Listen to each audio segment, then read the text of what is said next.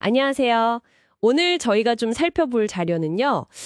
최근 투자계에서 꽤나 이야기가 많이 나왔던 기업이죠. 조비 에비에이션에 대한 겁니다. 아, 조비요? 네네.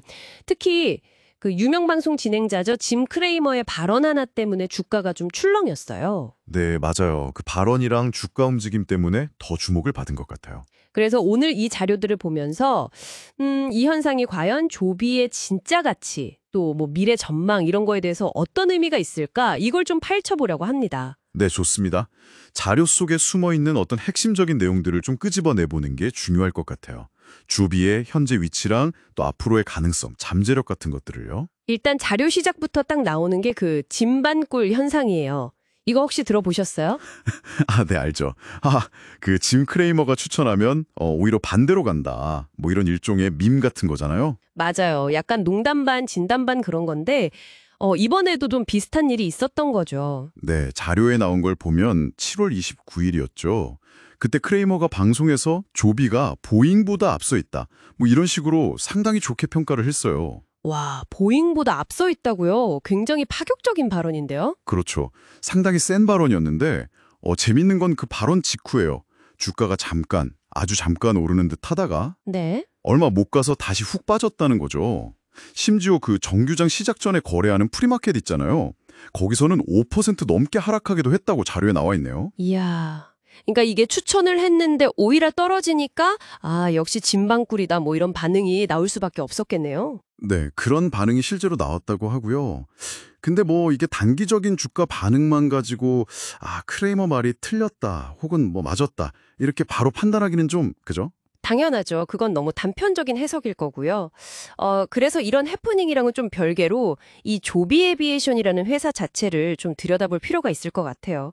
도대체 어떤 회사길래 이런 이야기가 나오는 걸까요? 조비는 기본적으로 EVTOL, 그러니까 이제 eVTOL이라고 많이 부르는데 전기 수직 이착륙 항공기 개발 분야에서는 뭐 거의 선두그룹에 속하는 회사 중 하나입니다. EVTOL이요. 그 요즘 막 뉴스에도 자주 나오는 그 하늘을 나는 택시 같은 거 말씀하시는 거죠? 네, 맞습니다. 바로 그거죠. 미래 도심 항공 모빌리티, UAM이라고 하잖아요. 어반 에어 모빌리티. 그러니까 뭐 도시 안에서 혹은 도시 간에 좀 짧은 거리를 항공기로 이동하는 그런 시스템인데 그걸 현실화시키는 데 있어서 조비가 아주 핵심적인 역할을 할 걸로 기대를 받고 있는 거죠. UAM?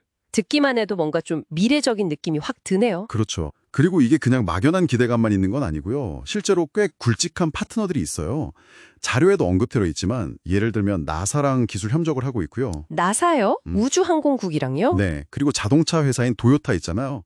도요타로부터는 제조 기술이나 생산 효율화 관련해서 지원을 받고 있어요. 이게 대량 생산으로 가려면 정말 중요하거든요. 하긴 항공기도 결국엔 만들어야 하는 거니까 도요타의 생산 노하우가 도움이 되겠네요. 그렇죠. 그리고 또 하나가 델타 항공, 미국의 대형 항공사죠. 델타 항공하고는 실제 운항 서비스 관련해서 파트너십을 맺었어요. 나중에 상용화되면 델타랑 같이 서비스를 운영할 수도 있다는 거죠. 와, 나사, 도요타, 델타. 이름만 들어도 뭐랄까 든든한 지원군을 얻은 느낌인데요. 네, 맞아요. 그래서 이런 파트너십들이 그냥 단순한 기대감을 넘어서 조비가 진짜로 이 사업을 현실화시키려고 아주 구체적인 단계를 밟고 있구나 이렇게 평가받는 근거가 되는 겁니다. 확실히 미래 운송수단이라는 점에서 기대가 클 수밖에 없겠어요. 그런데 이게 아무리 그래도 아직 현실화된 건 아니잖아요. 뭐 어려움 같은 건 없을까요? 당연히 있죠. 가장 중요한 부분인데요. 조비는 그러니까 지금 당장은 수익을 내는 회사가 아니에요. 철저하게 개발 단계에 있는 기업이라는 점을 기억해야 합니다. 아직 적자 상태라는 거군요. 네, 그렇죠. 지금은 계속 연구 개발에 투자를 하고 있는 단계고요. 실제 상업 운항은 자료들을 종합해보면 빨라야 2025년 말 혹은 그 이후로 예상이 되고 있어요. 2025년 말이요. 생각보다 그렇게 멀지는 않은 것 같기도 하고. 네, 뭐 아주 먼 미래는 아니지만 그 사이에 넘어야 할 산이 하나 있습니다. 아주 큰 산이죠. 바로 FAA, 그러니까 미 연방항공청의 형식 인증, 타입 서티피케이션이라는 걸 받아야 해요. 형식 인증이요? 그게 뭔가요? 이게 뭐냐면요. 항공기가 상업적으로 승객을 태우고 운항해도 안전하다라는 걸 국가기관이 공식적으로 승인해주는 절차예요. 굉장히 엄격하고요. 시간도 오래 걸리고 비용도 많이 듭니다. 이걸 통과해야만 비로소 돈을 받고 사람들을 태울 수 있는 거죠. 아하. 그러니까 기술 개발도 중요한데 이 규제 승인이라는 관문이 또 엄청나게 중요하군요. 네, 결정적이라고 할 수 있죠. 이 인증 과정 자체가 엄청난 시간과 자원을 필요로 하기 때문에 이게 사실상 상용화의 가장 큰 허들이라고 볼 수 있습니다.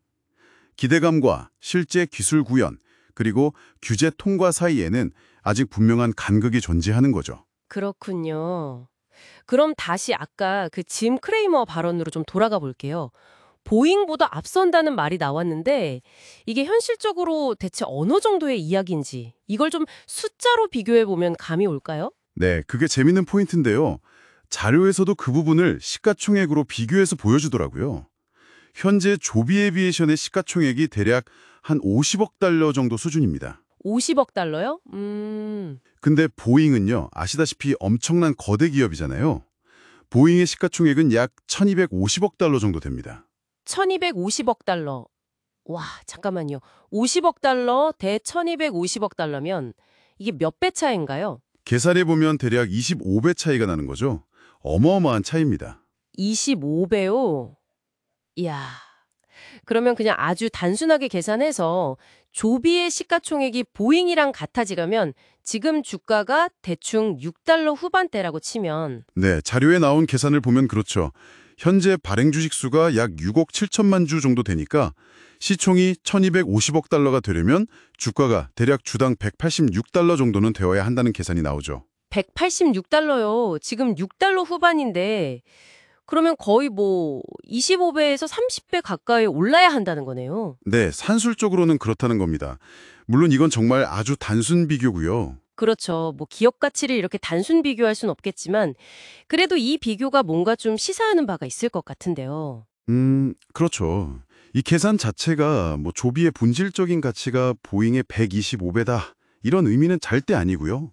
그보다는 조비가 지금 도전하고 있는 이 새로운 하늘, 그러니까 미래 항공 모빌리티라는 시장의 잠재적인 크기, 그 가능성에 대한 시장의 기대치가 얼마나 큰지, 하지만 동시에 현재 실체와는 얼마나 큰 간극이 있는지를 좀 극명하게 보여주는 거라고 할 수 있겠죠. 아, 그러니까 지금 조비에 투자한다는 건 현재 뭐 매출이나 이익 이런 것보다는 정말 그 미래의 혁신 그리고 이 새로운 시장을 장악할 수 있을 거라는 가능성, 거기에 거의 모든 걸 걸고 베팅하는 것에 가깝다. 뭐 이런 의미로 해석할 수도 있겠네요. 정확합니다. 거의 전적인 믿음에 가깝다고 볼 수 있죠.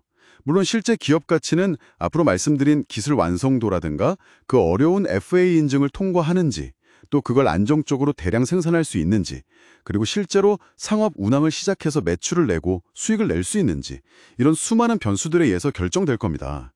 이 단순 시총 비교는 그냥 그 스케일을 한번 가늠해보는 정도의 의미라고 보시면 될 것 같아요. 네, 오늘 저희가 이 자료들을 쭉 살펴보면서 짐 크레이머의 발언이라는 어떻게 보면 좀 해프닝 같은 사건을 계기로 시작했지만 결국 조비 에비에이션이라는 기업의 현재 상황, 그리고 그들이 꿈꾸는 아주 거대한 미래 가능성, 하지만 또 그 사이에 놓여있는 여러 현실적인 과제들까지 좀 다각도로 짚어본 것 같습니다. 네, 맞아요.